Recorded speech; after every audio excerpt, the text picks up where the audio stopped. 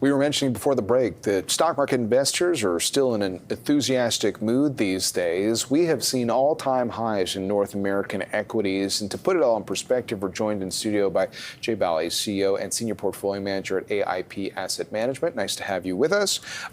This steady momentum story of stocks has been basically the theme of the summer of 2025 so far. How have you observed this sort of bullish behavior by investors? Sure. John, thanks for having me on. It has been an interesting time. And so look, if you look at where we are in this cycle, you can understand the enthusiasm, meaning, if you look at it over a longer term perspective, what's going to happen in the next few years? Interest rates will come down, which is generally going to be good for the equity markets. Now, is the equity markets overly ambitious about a lot of the rate cuts? Possibly. And so what we always tell our investors is, look, being a disciplined investor means that in the good times, you're willing to rebalance. You're willing to look at your equity portfolio and say, look, I've done great with the equities. I've done great on fixed income.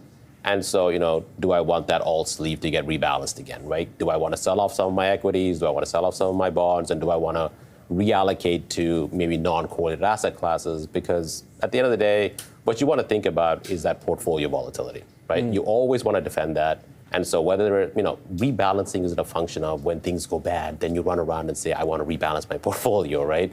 You want to do it the opposite way, where you say, look, I'm in a good place, I'm in a good mood, things are working out well for me, but I want to stay disciplined. I want to go back to basics. I want to go back to my core portfolio, and I want to go have those conversations with my portfolio manager, my financial advisor, or if you do it yourself, maybe take a look at that portfolio yourself, right? It's always tough, you've got that horse in the race that keeps charging ahead, and you don't want to leave money on the table. But actually, I would imagine when you're talking to clients these days that because there's been particular pockets of the market that have been so strong, right, that your portfolio mix may have shifted just by the fact that you had this stock or that stock, right, and they've had a big run. Right.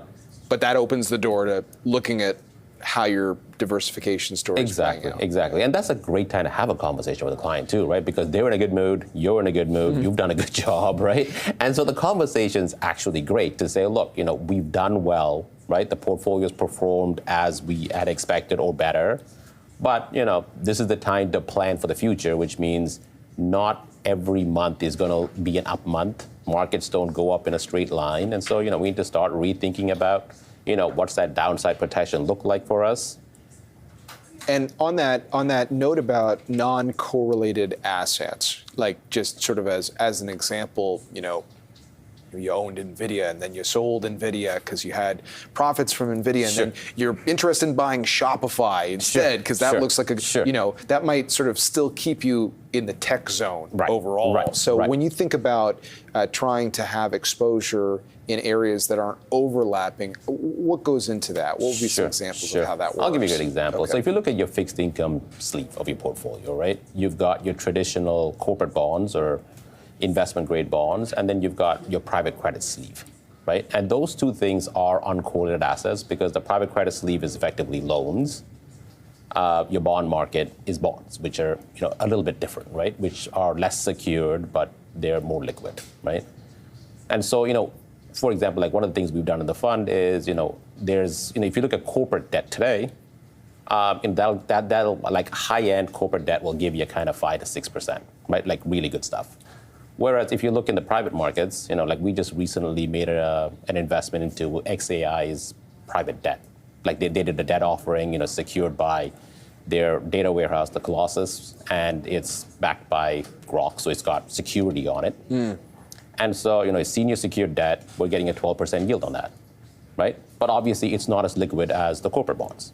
And so that's the concept of it, right? It's you want a certain amount in those bonds, but you want to use that private credit as a yield amplifier, right? And so you want to have a well thought out plan on, do you need the liquidity or do you want sort of that income stream coming in, right? And then you got to design around that. And that's where, good advice is helpful. That's where talking to a financial advisor could be potentially helpful for you, right? Yeah, and what's interesting about private credit as well, like I feel like probably the last half dozen years. Right. We've had so many market professionals that have been talking about the opportunity for investors there. I think everybody in the public markets heard that too. So right. you've increasingly got, new products, publicly traded products that yep. are sort of tied to private credit as an area. Just to sort of explain how we got to this point, was it the big banks pulling back on some of their lending that kind of opened the door for sort of this private credit boom in the first place? Yeah, I mean, it was the repackaging of loans, right? I mean, effectively, loans historically was the wheelhouse of large institutions and banks. And, I guess there's been regulatory changes that has allowed funds and other institutions and companies to invest in that space. So, I mean, that's part of it. The other part, of course, is, yes, the financial crisis has made larger banks more cautionary, right? And so that risk is now being sort of allocated over to private credit, right, at this point. Okay, so equities, more traditional fixed income, private credit opportunities, you sort of start to spread around. You did sort of make a comment about how going forward you see a lower rate environment. Would that be, I mean, we just had a conversation with a guest who just was citing the inevitability of a slowing U.S. economy. Is that why you think lower rates is sort of on the horizon, or? Yeah. I mean, at the end of the day, trade wars are not a good thing. At the end of the day, it will slow down the economy, right? And the reality is most governments across the Western world have way too much debt sitting on their balance sheets right now. And so, if you look at the U.S. markets with a $35 trillion federal debt, that the lower the interest rate, the more affordable it is, right? And there seems to be no signs of slowing down on the borrowing, right? I mean, deficits. If anything, it's been, and it's not just increasing. A U.S. story. Canada's committed to big spending, and Europe's committed to big spending. Absolutely, right? And so, look, I mean, can they afford interest rates at 7-8%? Probably not, right? I mean, so they need it to come down. So one way or the other, it's coming down. So. Great perspective, Jay. Thanks very much for stopping by. I appreciate it. No problem. Thank you. Bala joining us from AIP Asset Management.